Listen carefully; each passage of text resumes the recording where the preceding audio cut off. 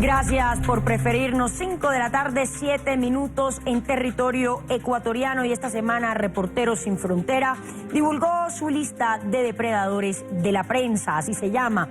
Esto para conmemorar el Día Internacional para acabar con la impunidad en los crímenes contra periodistas.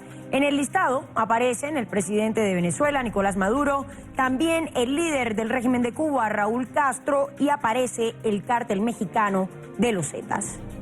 Con ocasión del Día Mundial contra la Impunidad de los Crímenes contra Periodistas, Reporteros Sin Fronteras presentó su lista denominada Depredadores de la Libertad de Prensa 2016. La lista está conformada por 35 integrantes, entre presidentes, jefes de Estado y grupos armados. Utilizan diversas técnicas para atacar la libertad de prensa, para atacar a los periodistas con total impunidad, bien usando leyes o bien usando, como es el caso de bandas armadas o terroristas, usando la violencia. En la lista destacan 2 presidentes latinoamericanos, Raúl Castro de Cuba y Nicolás Maduro de Venezuela. Este último por utilizar distintos mecanismos de presión para silenciar a la prensa, como son, según Reporteros Sin Fronteras, la compra de medios, el uso de leyes y la escasez de papel.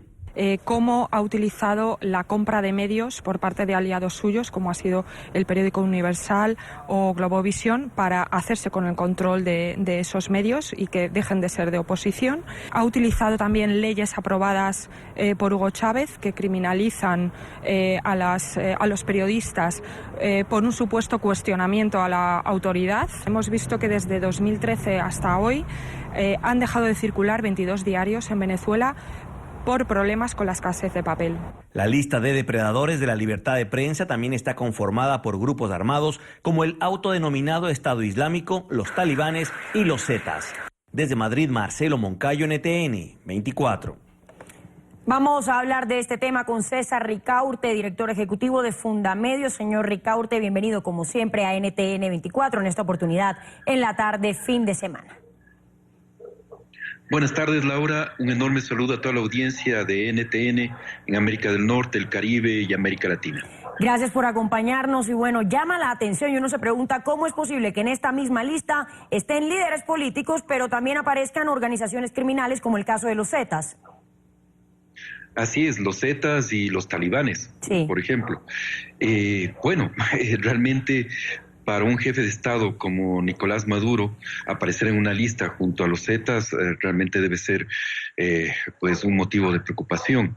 Y realmente hay que decir que en el caso del presidente de Venezuela y de los líderes que aparecen ahí, en América Latina también está Raúl Castro, han hecho suficientes méritos para aparecer en esta lista de depredadores de la libertad de expresión. Pero también hay otros líderes en América Latina que deberían están en antesala de aparecer en esta lista. Me refiero a los casos de Daniel Ortega, que precisamente hoy en Nicaragua estamos en elecciones, o el caso de Rafael Correa en Ecuador, que han sido también unos depredadores despiadados de la libertad de expresión. Y recordemos que Reporteros Sin Fronteras señala que la técnica de ataque de Nicolás Maduro, por ejemplo, contra la prensa es la censura y asfixia económica astutamente orquestadas.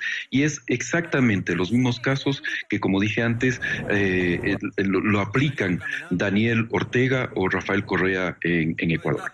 Sí, claro, es algo que vemos que se repite en diversos países, en diversas naciones de América Latina, pero ¿cómo hacer frente a una situación como esas cuando día a día vemos periodistas amenazados, cuando día a día vemos que siguen cerrando medios de comunicación e incluso poniendo millonarias multas a los periodistas que se atreven a denunciar irregularidades por parte de algunos gobiernos?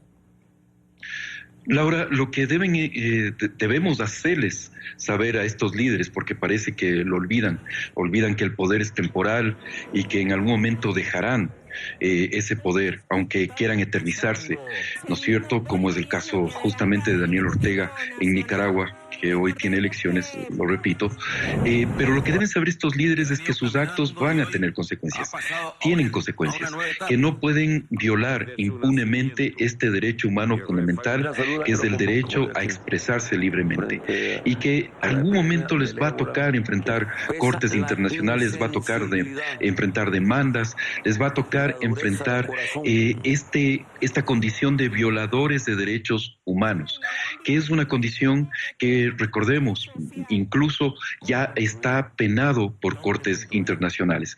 Entonces, ellos deben recordar, y debemos recordarlos a cada momento, los medios de comunicación, las organizaciones defensoras de derechos humanos y de libertad de expresión, los ciudadanos de las Américas, que esto no va a quedar en impunidad, que justamente, como bien lo mencionabas al inicio de esta entrevista, Reporteros Sin Fronteras sacó esta lista en el Día Mundial contra la Impunidad.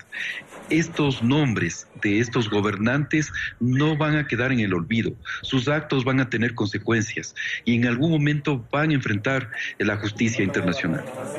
Ahora, hablemos del caso específico de Ecuador, un caso, una situación que usted conoce supremamente bien, y me refiero a esa que ha sido bautizada como la ley Mordaza, y de hecho recientemente en estos días surgió esa preocupación por parte de la comunidad internacional por la que considera arbitraria aplicación de la Ley Orgánica de Comunicaciones en el Ecuador.